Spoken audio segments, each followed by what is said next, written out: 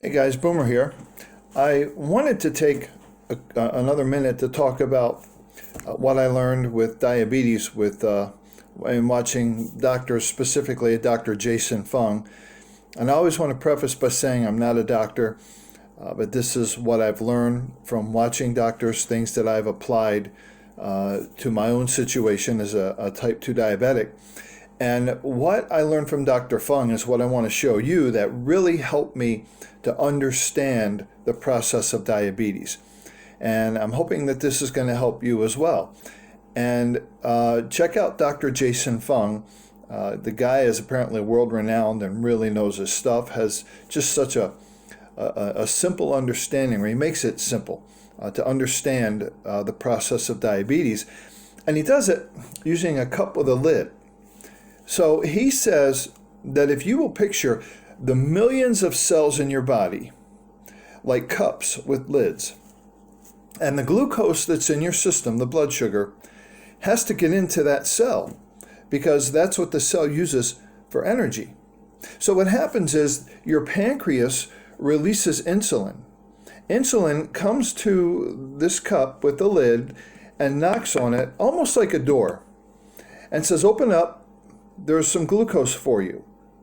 Now, the cell or the cup says, "I'm full. I've got enough glucose. I don't need any more." So it doesn't open up to let the glucose in. The pancreas responds by producing even more glucose because it's trying to get that lid open to get the glucose into the cell. And the cell responds by saying again, "I don't need any more glucose. I've got enough." And that's called insulin resistance. The cell is resisting the insulin to open up to let the glucose in to be used for energy because it's already got enough. Jason Fung, Dr. Fung, said that type 2 diabetes will never ever be cured because it's not a disease. It is a symptom of carbohydrate overloading. We simply ingest way too many carbohydrates. Let me give you an example. I used to eat for breakfast a bowl of oatmeal, a banana, and maybe a piece of whole wheat toast. And I thought that was healthy. But for a type 2 diabetic, that is a train wreck because of the total amount of carbohydrates. For example, did you know that the average banana has about 17 grams of carbohydrate? A slice of whole wheat toast, maybe 13. There's 30 right there. That's about what you should have in a day as a type 2 diabetic if you're trying to go keto or something. The oatmeal, 30. Each kind is going to differ, but it's up there. So you're ingesting all of these carbohydrates, way more than what you need. Dr. Ken Berry, another doctor that I watch, and he says there are essential amino acids that you must have or you will die. There are essential fatty acids that you must have or you will die. There is no such thing as an essential carbohydrate. Okay, so we're ingesting all of these carbohydrates in the modern Western diet typically. We've got all of these carbohydrates running through our system, the glucose. They should go into the cup or the cell because the cells use that for energy, but the cells are just overwhelmed. So they don't want to open up and let more in. So they resist opening. They resist the insulin. And again, your pancreas responds by releasing even more insulin. And Dr. Jason Fung says that your average type 2 diabetic, the pancreas produces enough insulin. Now, there are cases of what's called pancreatic burnout, where your pancreas does not produce insulin anymore. Then you must inject insulin. But for the average type 2 diabetic, Dr. Fung says it's absolute insanity to prescribe insulin to a type 2 diabetic because they already have enough insulin. What happens is that when you take the medication, the insulin or the oral medications, you're either forcing that lid on that cell open or tricking it into opening, either way. Because they're just trying to get that excess glucose out of the bloodstream and into the cell. So they're trying to trick or force, but see, that has the absolute unfortunate effect of increasing the insulin resistance. The cup is resisting even more because you're forcing more glucose in than what it wants or needs. So it doesn't want to open. So you're tricking it or forcing it. And that increases insulin resistance, which is why they call type 2 diabetes a progressive disease, because you start out with oral medications typically, and then you increase the insulin resistance because you're tricking or forcing that cell open. So then eventually you get to insulin injections, and then you get to increasing the amount of insulin you take, right, to get those blood glucose numbers down. So Dr. Fung says that you cannot cure type 2 diabetes because it's not a disease, but what you need to do is begin to reverse the process. And the only way to do that is to let the cup empty out of some of the glucose. Now, the way you do that is to cut the carbohydrates. Okay? So what happens is if you begin to cut carbohydrates, and he also talks about intermittent fasting, which is an integral part of this deal, but you're allowing the cell, the cup, to empty the carbohydrates so that when carbs come knocking, the pancreas releases the insulin. It knocks on the door of the cell, says, hey, we've got some glucose. The cell or the cup's going to go, yeah, I could use some now. I'm a little bit low. So it opens up.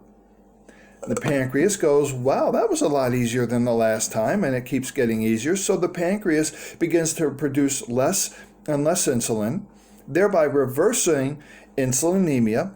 Okay, you reduce or reverse the insulin resistance. Okay, and you're taking in less and less carbs, and you got a handle on the blood glucose in your system. I'll give you an idea. I guess 3 doctor visits ago, and I go every 3 months. My A1Cs were 8.8. Okay, in other words, my cells were full. No more glucose in the cells, so it was coursing around through my system. Okay, fatty liver disease and fat around the middle, and it affects your limbs, your organs, your eyes, all this extra glucose. 8.8 is pretty high. In fact, the doctor, my personal doctor, said that we may have to consider injections or injectables, which is code word for insulin, I believe. Again, terrible idea according to Dr. Fung, because I already have enough insulin. I just have way too many carbs. The carbs are overwhelming. Okay? So I began to cut the carbohydrates. And I learned things like even corn, no corn, because corn is actually a grain, not a vegetable, and it has a lot of carbs in it. Cut the breads and the pastas and the sweet fruits like apples and bananas and even watermelon. You can have strawberries, blueberries, things like that. They're low in the glycemic index. But cut the carbohydrates. So, give you an example. I was almost 240 pounds, which to me didn't seem heavy because when I used to compete, I was like 265. So walking around at 240 didn't seem that bad, but A1C's at 8.8. So I began cutting the carbohydrates, kind of going keto. And in 3 months, my A1C's were down to 7. And my weight was 225. Again, 3 months later, my A1Cs were a non-diabetic 5.7, and my weight was 208. And I've maintained that. So I'm still at about 208 pounds, 208.8 I think it was, but the A1C ticked up to 5.8, but that's still non-diabetic. Okay? It's entering the pre-diabetic range, but there's the progress. I've been able to get off of glipizide, and I'm working on the metformin. So rather than increasing the medications, I cut the carbohydrates and thereby cut the medications. And you can continue to reverse this process. I need to incorporate more of the intermittent fasting, but that's, according to Dr. Jason Fung, how it works. Cell is like a cup. Insulin comes along, knocks on the door, says, we've got some glucose, open up. The cell says, don't need it. So the pancreas releases more insulin to try and get it open. The cell or the cup resists insulin resistance. Okay? And you've got all this glucose that's coursing around through your system. So what you need to do to get a handle on this is to cut the carbohydrates, cut them way back, way back. I mean, the average American diet probably is eating hundreds of carbohydrates a day. I've cut down to probably 20 or less. And the doctor had to change my diagnosis from diabetes mellitus uncontrolled to diabetes mellitus controlled. And I believe I've reversed the diabetes and the insulin resistance. And, according to Dr. Ken Berry, another added benefit is the insulin anemia, the high insulin levels, leads to inflammation, which can also cause the high blood pressure, which I have. It's a metabolic syndrome. So if you cut the carbohydrates, reduce the insulin levels, then also as a natural result, your blood pressure is probably going to go down as well. What a deal. So I wanted to take a few moments and explain that process again as I've learned it. Let me say again, I'm not a doctor. These are just things that I have learned from watching Dr. Jason Fung, Dr. Ken Berry. Look those guys up on YouTube. They're excellent. And share my results with you. Talk to your doctor. My doctor had never heard of this. He was, of course, into prescribing medications and increasing the medications, which has been the process with me as a diabetic.